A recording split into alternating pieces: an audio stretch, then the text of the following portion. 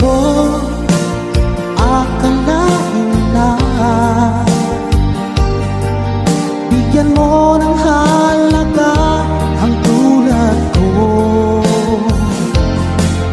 Lagi kong tanong sa sarili ko,